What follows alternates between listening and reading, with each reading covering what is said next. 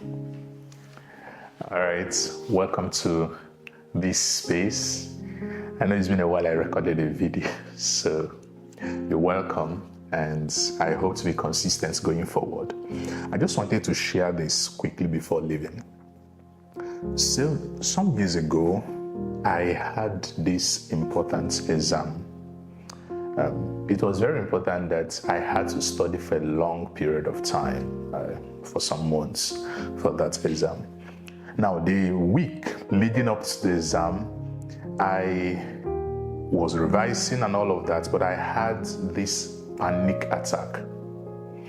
Panic attack while I was thinking about the volume of things I have to recall, the volume of things I had to yet revise, as well as the difficulty of the exam itself, the kind of questions that are being asked. It was an oral exam, so the kind of questions that were being asked and all of that. So the whole thing, the week leading to the exam, just a few days to the exam, I just had this panic attack. And I remember a few days to the exam, probably 2 days to the exam, I told myself, no, I wasn't going to do this exam again. I'm just tired. I have so much to study. The things that I even studied, I can't even remember them and all of that. It was just so much.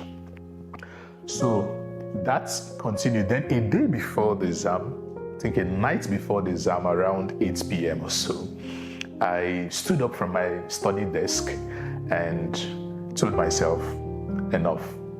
I'm not going to have this exam. I'm not going to write this exam. I'm unprepared. The things I've studied, I can't remember them. And I still have so much to revise tonight. Why did I waste so much time? Bear in mind, I have been preparing for this exam for a long time because of how important it is for me. So as I stood up from that place and went to the restroom, I just wanted to walk around and wash my face, do something to, calm myself down. As I went to the restroom, while washing my face, a thought dropped in my mind. And that thought was, give yourself the permission to fail. I kind of, stood back and I was asking myself, what does that mean? Give yourself permission to fail. And, the more I mused on the thought, the more I came to understand that the thought was actually talking about respecting myself. Right? A number of times we talk about respecting other people, respecting their opinions, respect me because I'm a man, respect me because I'm a woman, respect me because I'm a boy, I'm a girl, I have this office, I have that office, my personality and all kinds of things. But how about respecting myself? And so while I mused on that thought, it was that one of the ways that I respect myself, I show respect to myself, is that if I have taken my time to prepare for something, I should go ahead and give myself the permission to sit in that exam and fail it. That's self-respect. I should face that exam, face that challenge, face that problem, face that trouble, and see if I have the ability to succeed at that thing or not.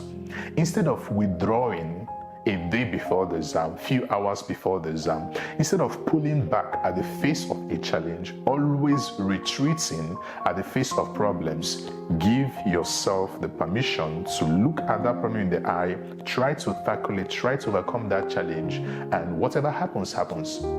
If you succeed at it, wonderful. If you failed, you've gained an experience. So while I mused on that thought, I told myself, okay, I will give myself the permission to fail. I respect myself enough to go and do what I should do. I should allow myself, as though myself is a different person, right? Someone external out of me. I should allow myself to go, sit there, fail at it, and then say, okay, you've done your best. So why did I share this? A number of times we tend to retreat at the face of challenge. We are so afraid, fear, the Bible tells us, has torment. It cripples you and you are paralyzed. You've spent days, you've spent weeks, you've spent months preparing for that. And just before the time when you should confront that problem, you retreat. And that retreating doesn't guarantee that if you spend 2 months, 3 months extra, 6 months, even 1 year extra preparing for the same thing, that you are going to succeed at it.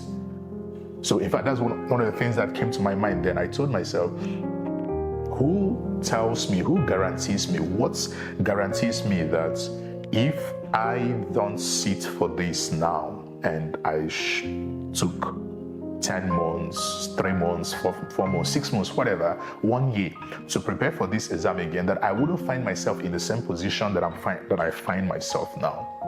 I wouldn't have the same panic attack. I wouldn't be afraid. I wouldn't have the same anxieties and all of that. So what I'm just trying to say is this: give yourself the permission to fail. For instance, this video I'm recording after several years of not sitting before a camera to record a video for my channel is me giving myself permission to fail. Because I don't know if this video is going to be nice, if people are going to like it, if people are going to come back to the channel to watch anything at all, but I want to give myself the permission to fail. I rose up this morning and I told myself I'm going to record this video. Now, there are many thoughts that have always come up in the mind, like, oh, what are you going to record? How is it going to be? What is this and what is that? And all kinds of, things that have always come up before you execute a project. But I told myself, reminding myself what happened some years ago, give yourself the permission to fail. And so do it anyway. If it fails, it failed. I've gained an experience from it. If it goes well, wonderful. It has gone well. All right. So I just wanted to share that, and I hope that it helps you in your personal endeavors. I'm going to be, by the grace of God, record more videos, and I hope that they bless you. God be with you, and have a great day. Bye.